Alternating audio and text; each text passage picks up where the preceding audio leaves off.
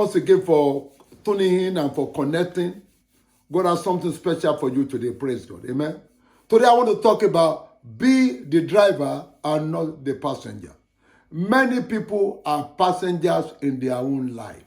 And I want you to, the Bible said in 1 Corinthians 9 verse 25, it said, everyone that competes for the prize, everyone that competes for the prize, they are temperate in all things.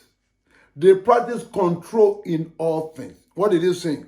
For you to enter the prize of your purpose, of your calling, you must become a driver in life. You must be in control and not out of control. Amen? I want you to understand that the destiny of every man or the destination of every journey is in the hand of the driver, it's not in the hand of passenger. Refuse to allow any situation or condition to turn you to a passenger. Amen? Because God has made you the driver of your life. No matter what is happening to you, you must take charge of your life. You must see to it that you are the one doing the driving. When you begin to think what you are not able to think, when you begin to say what other people are saying about you, then you have become a passenger to men. God doesn't want you to live that way. God wants you to be the driver of your life. Amen? To be the one that controls the thing that is happening around you. No matter what life throws at you, refuse to be subject to it. Make up your mind that you have only one life to live and you are going to be the driving force of your life. Refuse to allow your feeling to determine your happiness. Refuse to allow what is happening around you to determine your joy.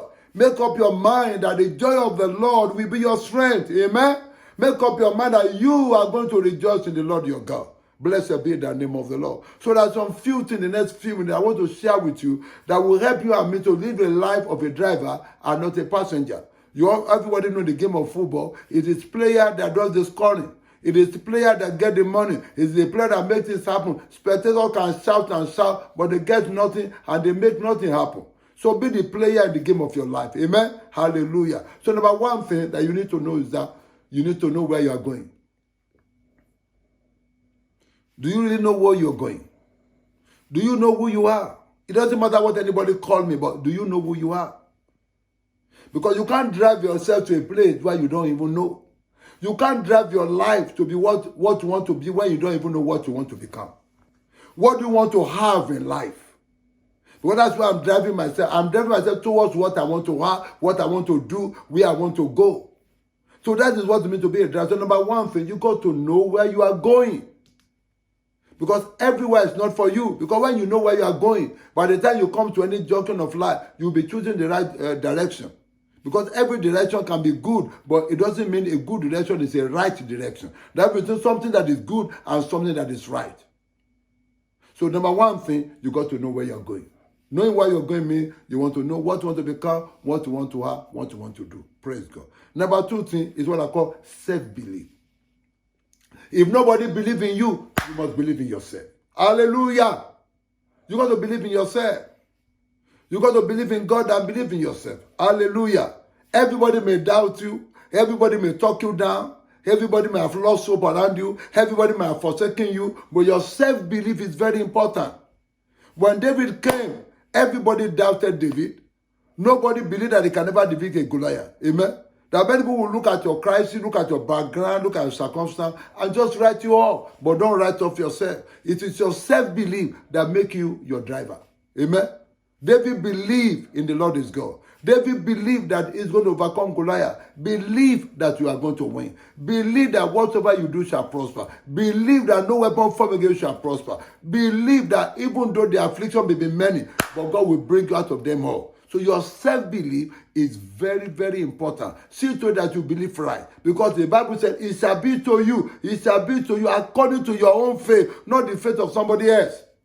Number three thing is self-motivation. You will never be a driver if you don't know how to motivate yourself. Don't wait for people to take you out. You can take yourself out. Don't wait for people to praise you. You can praise yourself. Don't wait for things to make you laugh. You can choose to laugh in the corner of your room. So your self-motivation is very important. 1 Samuel 30 verse 6. In the midst of Christ, the Bible says, David encouraged himself. He strengthened himself in the Lord his God. He didn't wait for other people to encourage him. He didn't wait for other people to strengthen him. Thank God for other people's encouragement, but it's very important. You got to learn how to encourage yourself in the Lord your God. You got to learn how to strengthen yourself, your self-motivation. Amen. When you wake up every morning, what do you tell yourself? Do you tell that yourself, this is the day the Lord has made. I will rejoice and I shall be glad in it. Glory to God. Self-motivation is very important to your life. You can't drive yourself forward if you don't know how to motivate yourself. And lastly, you got to be a worker. What do that mean by that? You hold yourself to be diligent. You know yourself to do those things that you must do. Psalm chapter 1 verse 3. It said, whatever you do shall prosper. Prosperity follow what you do. You must do what you need to do. Somebody who is going for Olympic, he didn't wait for anybody to tell him to go to training. They don't wait for anybody to tell them to go to the gym. Because it is your life, it's not somebody else's life. You cannot afford to be lazy in your own life. You can't wait for somebody to do the praying for you. You can't wait for someone to read the Bible for you. You can't wait for someone to read the book for you. So because it is what you do that determines whether you go to arrive your destiny. As long as you keep moving, sometimes there may be hold up. Sometimes there may be a diversion. But as long as you are doing the driving, you will get to your destination. Today, I want to thank you so much for taking your time to listen to me. In this few time I share with you, if you take your time and mean business with you, I'm telling you, people of God, I will hear your testimony. Don't forget this 4 things I've shared with you today. I pray the Holy Spirit will keep stirring it in your spirit, quicken in your spirit, and help you to be the champion that God has called you to be. Keep driving and never stop. God bless you. I'll see you in the next episode. Bye.